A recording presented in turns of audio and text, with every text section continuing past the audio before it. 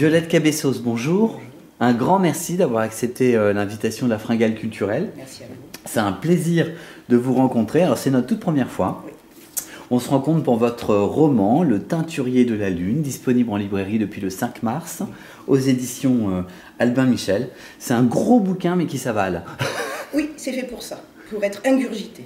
Alors, vous avez déjà écrit, d'ailleurs en collaboration avec Frédéric Lenoir, sur des livres qui se sont très bien vendus. Oui. Quel souvenir vous gardez déjà de cette aventure, ces aventures? Ces aventures. D'abord, avant ma collaboration avec Frédéric Lenoir, il y a eu un premier roman qui est sorti en 2003 chez Plomb qui s'appelle Sang comme neige.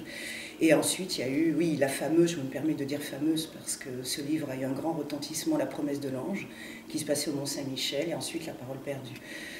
C'est une collaboration très enrichissante. Ça m'a permis, tout en restant dans mon univers, de découvrir l'univers de la spiritualité, du religieux, du roman historique.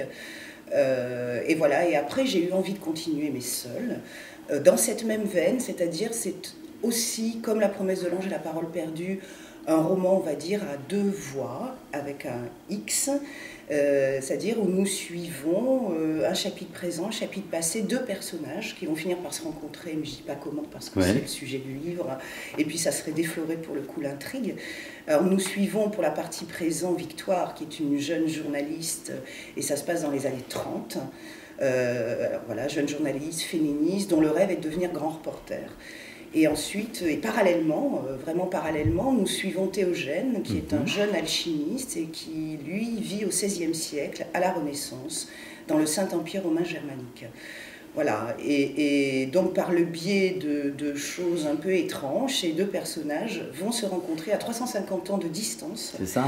Voilà, et là, je dis pas comment, et donc ce roman, comment le résumer? On pourrait dire que c'est à la fois un roman historique, parce que la notion d'histoire avec un grand H est très présente.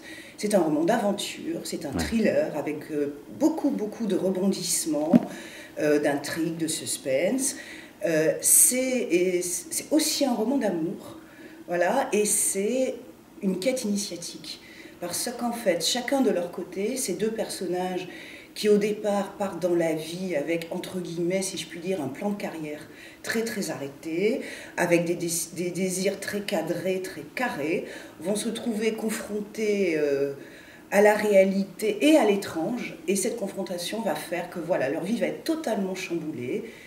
Et voilà, j'en dis pas plus. Alors moi, ce qui m'intéresse, Violette, c'est de savoir comment vous avez travaillé un aussi gros chantier. Alors c'est 5 ans de travail, c'est énorme. C'est 5 ans de travail, mais j'allais dire c'est 5 ans aussi de jubilation, parce que je suis un rat de bibliothèque. Et évidemment, j'ai beaucoup travaillé en bibliothèque, sur l'histoire avec un grand H. Et puis, c'est 5, alors pas 5 ans continus, mais c'est beaucoup de voyages à Prague, parce que ce que j'ai oublié de dire, c'est que l'un des sujets du livre, et en fait le lieu, parce qu'en fait ça passe par un lieu mythique et réel, par lequel ces deux personnages vont se rencontrer, c'est la ville de Prague, c'est la République tchèque, la Bohème.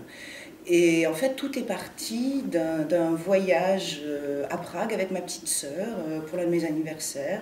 Voilà, j'étais absolument jamais allée. Et puis, arrivé là, eh bien, coup de foudre amoureux pour cette ville. Mais total coup de foudre pour ces vieilles pierres. Et alors là, le parallèle est évident, comme j'avais eu un coup de foudre amoureux pour le Mont-Saint-Michel, en préalable à La promesse de l'ange. Là, il se passe la même chose, mais pour Prague. Et là, je me promène, je découvre cette architecture magnifique, un mélange de roman, de gothique, de baroque, d'art nouveau, d'art déco. Enfin, et puis j'avais l'impression que les pierres me parlaient, qu'elles me racontaient des légendes. C'est une ville qui est truffée de légendes, de fantômes, et moi, il n'en fallait pas plus pour exciter mon imaginaire, en fait. Mon imaginaire est excité par les vieilles pierres et par les légendes. Et donc, c'est parti de là. Et puis voilà, donc beaucoup de recherches historiques, beaucoup de travail. Ingestion, digestion, et puis après, voilà, mon imaginaire s'est greffé, création sur la grande histoire, et c'est devenu, voilà, ce pavé, mais je rassure les lecteurs, qui se lit très facilement, enfin, du moins j'espère. Si, je confirme.